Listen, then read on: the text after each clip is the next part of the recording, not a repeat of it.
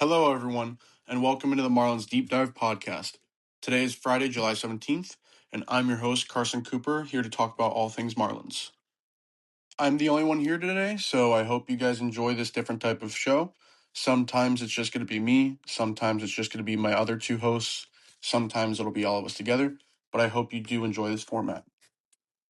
The first game we left off with, after we told you about last time, was a Seattle Mariners series, which actually went really well. So let's dive deep into that.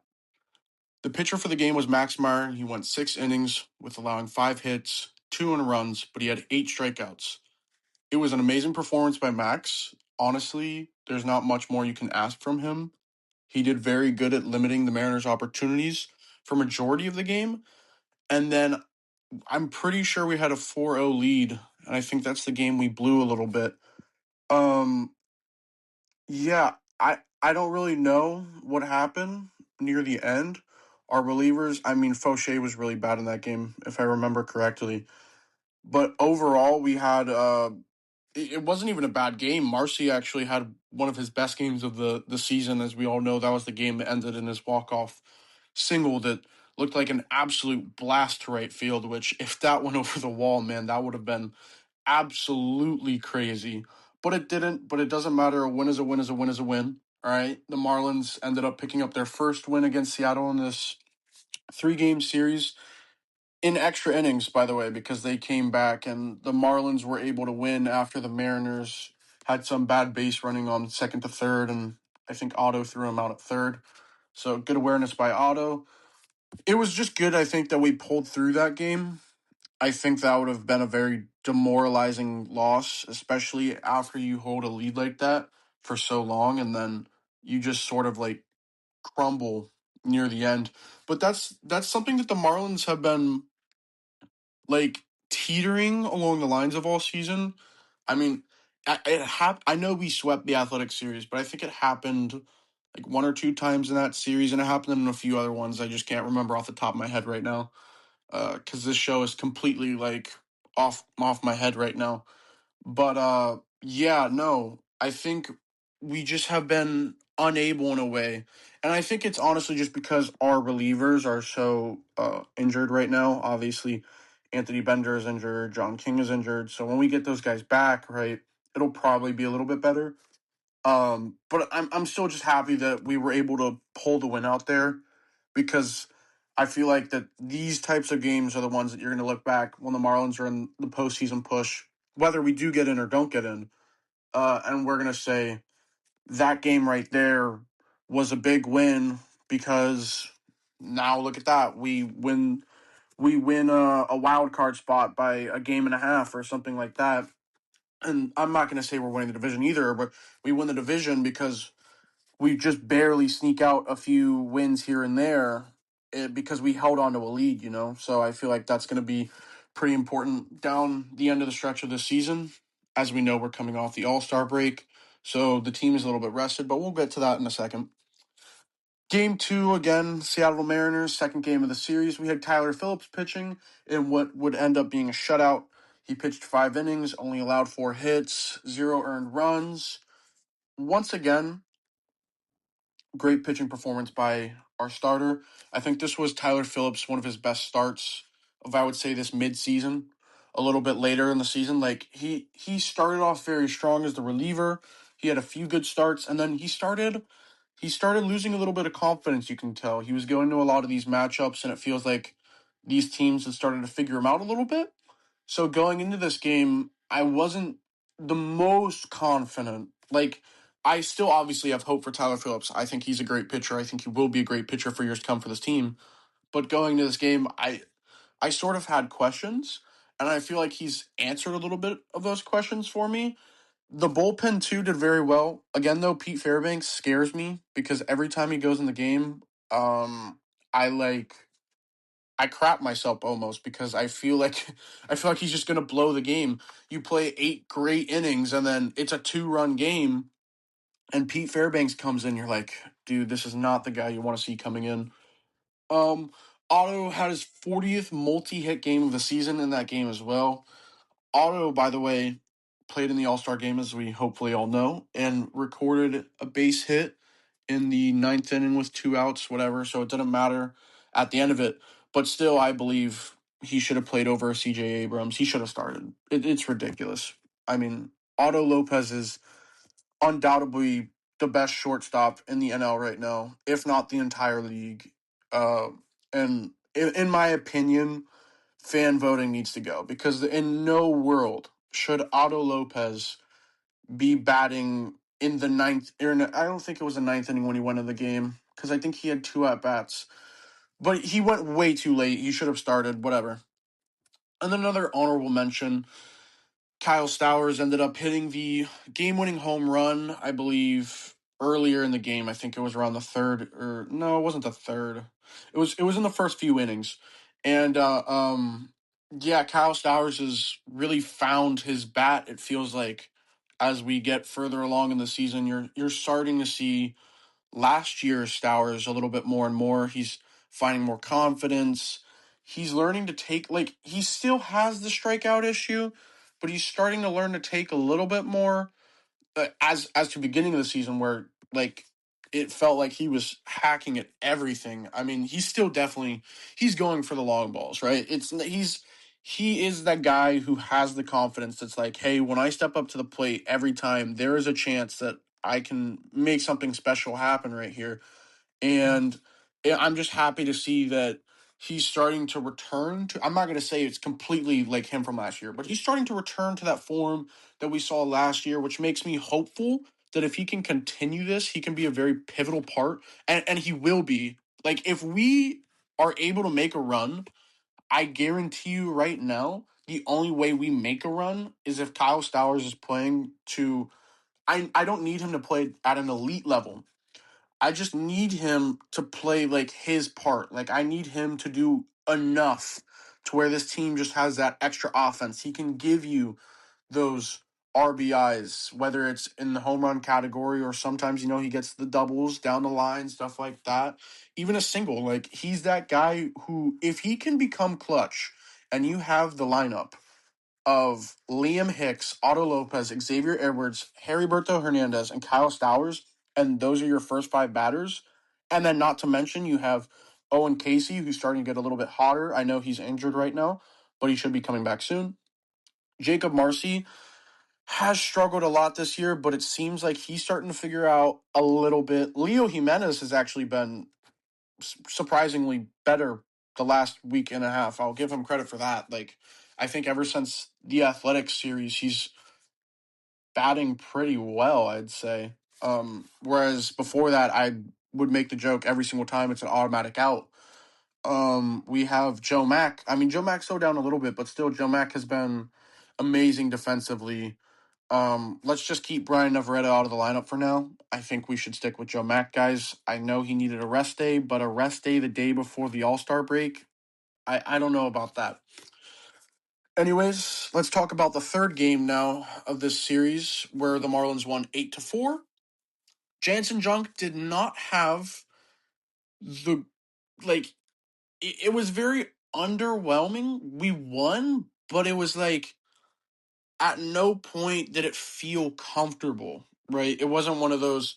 Obviously, I wasn't expecting like a Max Meyer performance where like absolutely shuts the other team down and you just feel like you're going to win the game the entire time.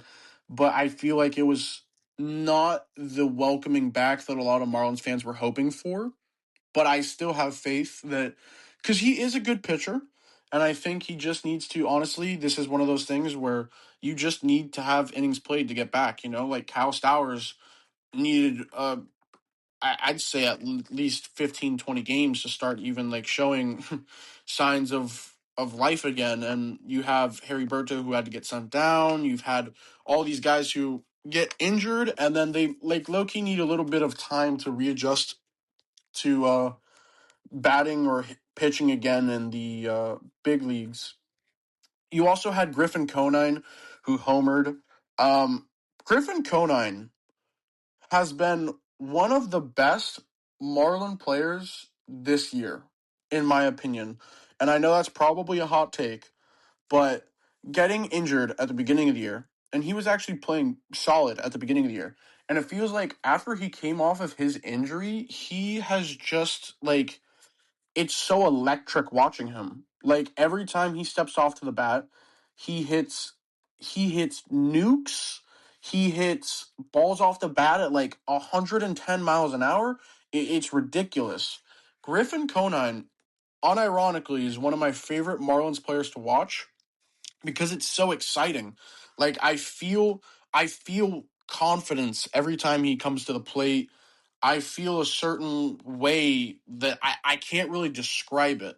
Like it's one of those things where it makes when I watch Marlins games more enjoyable because I feel like this is the guy who if he is able to develop and continue going the way he is, I feel like he could have his breakout year, like in the next year or two. I'm not saying he's going to do like Otto Lopez numbers is ridiculous, but he could, right?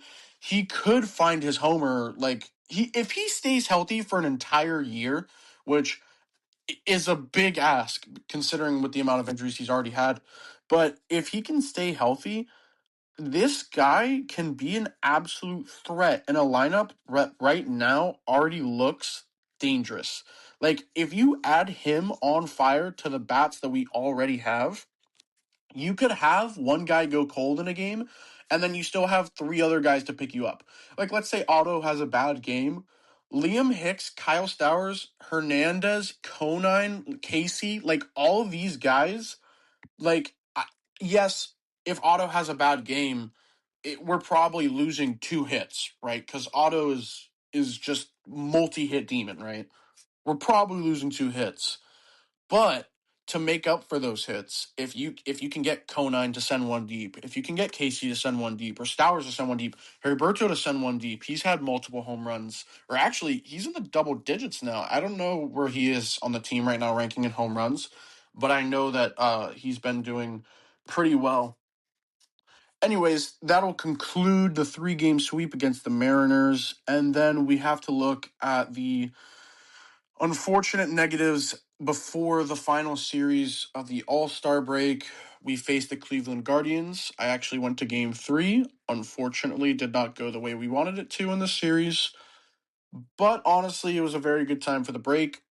I think the Marlins did what they needed to do to not only prove themselves to the league, right? That they are capable of beating better teams. They're not a joke. They're not a pushover. It's not a fluke. This Marlins team is serious, but I think like they just reassured themselves like what they already knew. This team, you can tell by just watching interviews, post-game interviews, and any media like that you'll see about them. They truly have the belief that this team is special, right? That this isn't your typical average Marlins team. That they're just on a hot streak here, but they're gonna cool off. No, this team is like legit here to stay. The pitching has been phenomenal.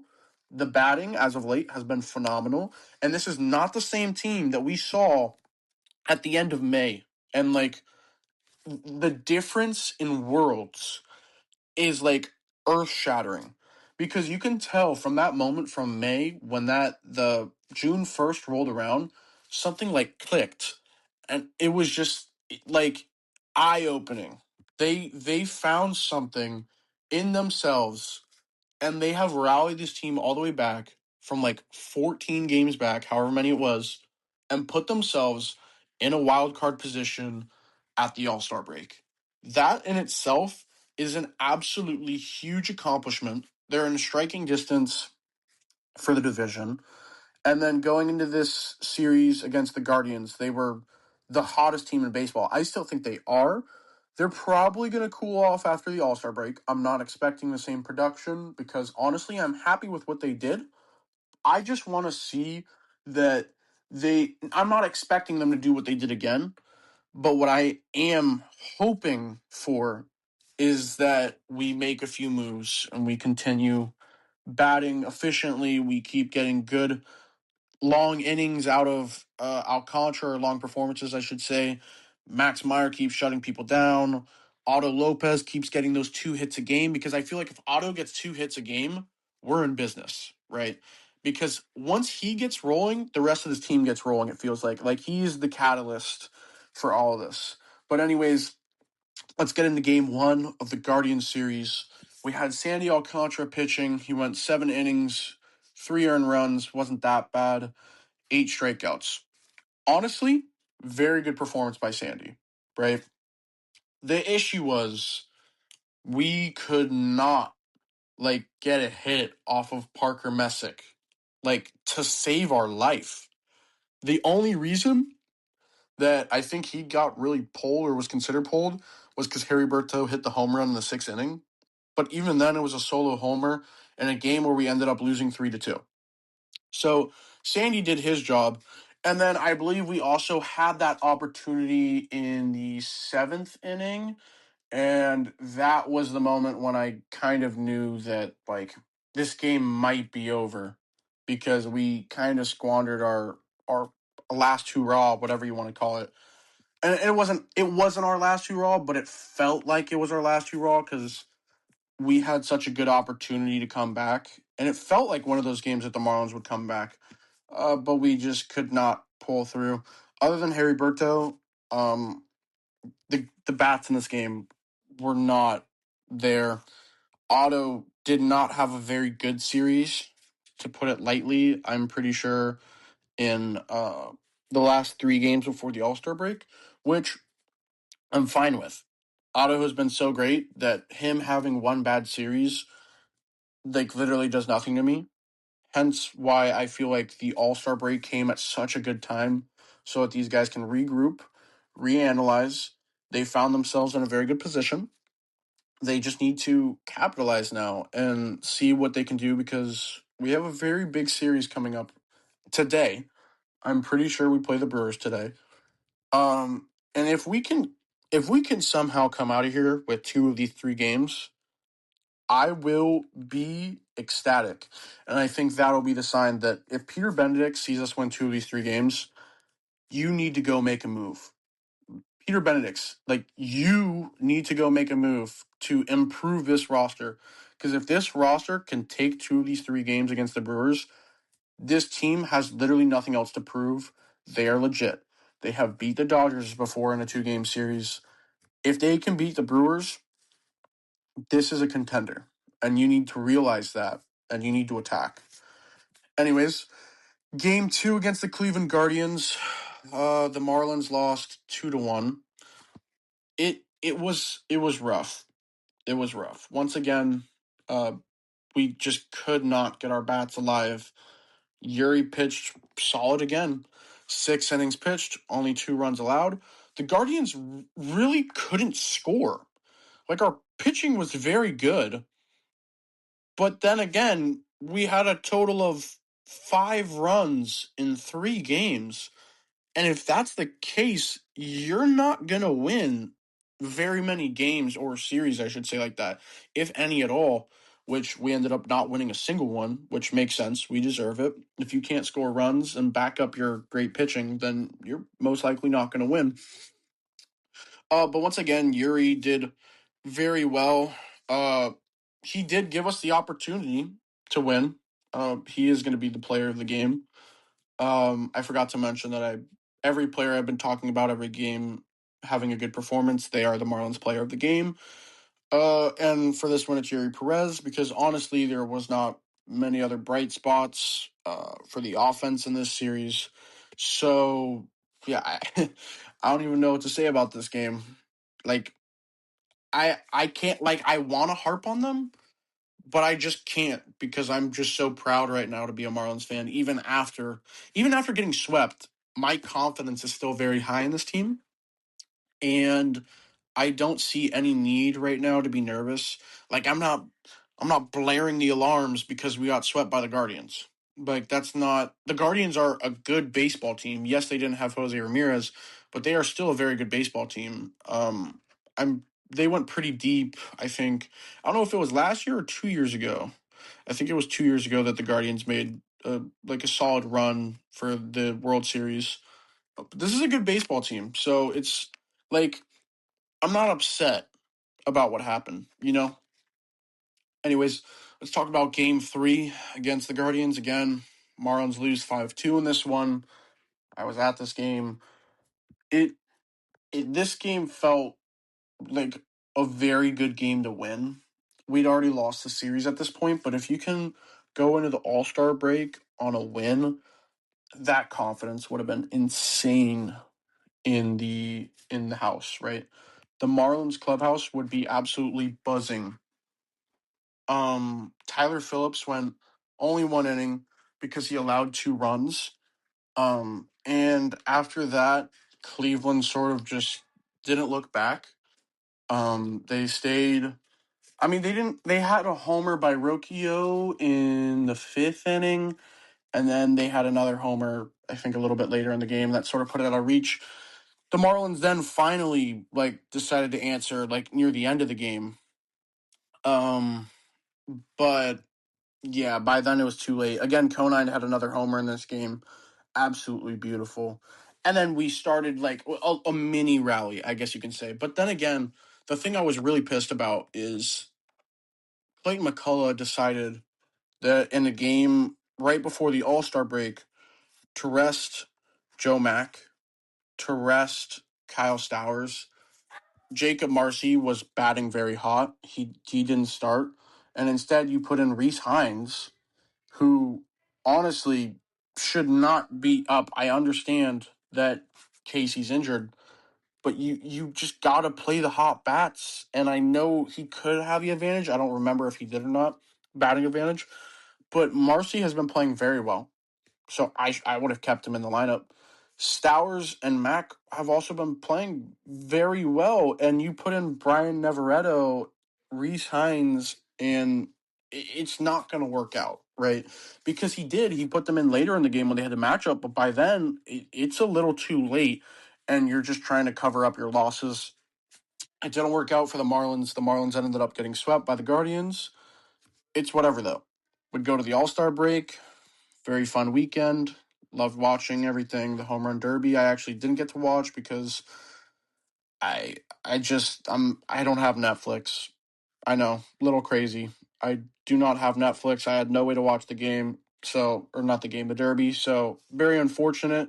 But I did see that it was a little funny because they showed the graphic of Jordan Walker winning the home run derby while it's going on. And that's left some speculation, but that's just a conspiracy theory, I think. Kind of funny, though, that happened. Overall, it looks like the weekend went fun, though. The NL did end up losing.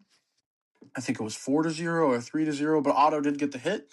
So I think that's what all Marlins fans are happy for. Otto's family was there to see it. I'm pretty sure the Marlins posted a video on it, on their Instagram, cheering, super happy. Super proud of him, obviously. I guarantee you his family's even prouder. And then lastly, the last thing I want to talk about is what Bruce Sherman said. I don't know if a lot of you heard about this, but Bruce Sherman recently went on an interview and said that he has given Peter Benedict the green light to be aggressive at the trade deadline if the right opportunity presents itself. Now, I don't know about you, but this is the most interested that I feel like Bruce Sherman has been in this team, and that's not saying much, right? If he's telling you to do it, and this is a guy who is basically signed off on a lot of our trades, you need to do this. This is the most competitive team that the Marlins have had in years. You need to go out, capitalize on our position right now, and build us and I'm not even saying you need to go get the splash big hit. You don't need to go out and get that superstar. You just need someone to bolster the bullpen, and you need maybe find a solid third baseman, something like that. If you can find that, this team has a legit chance at going. I'm not going to say the World Series, of going to the NLCS. I truly believe that this team can make a run given the opportunity.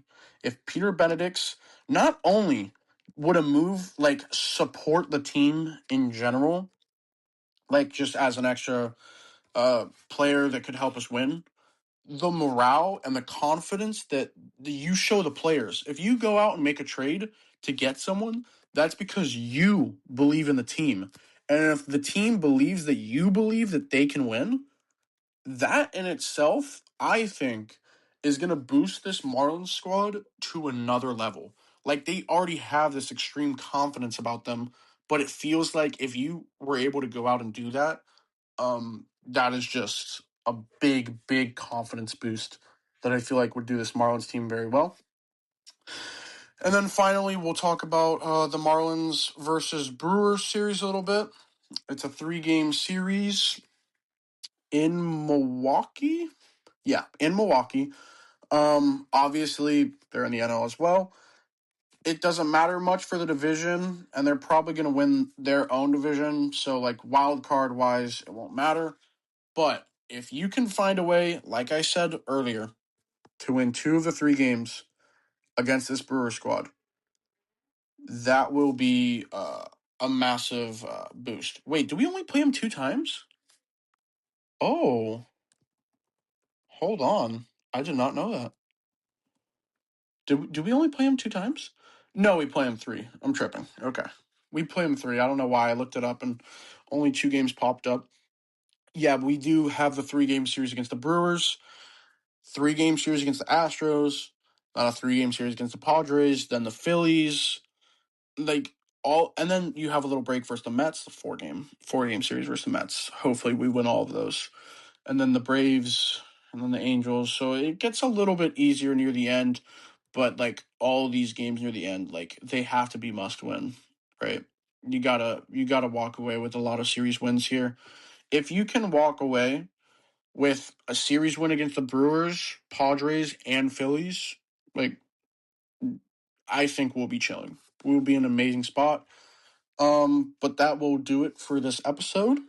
I hope you enjoyed the first ever episode of a solo host. Let me know how I did. Make sure to go down if you're watching this on YouTube to like, subscribe, comment anything else, any ideas you think I should do. Comment, we'll do a question of your day. Tell me who your favorite Marlins player is and why. But that'll do it for me.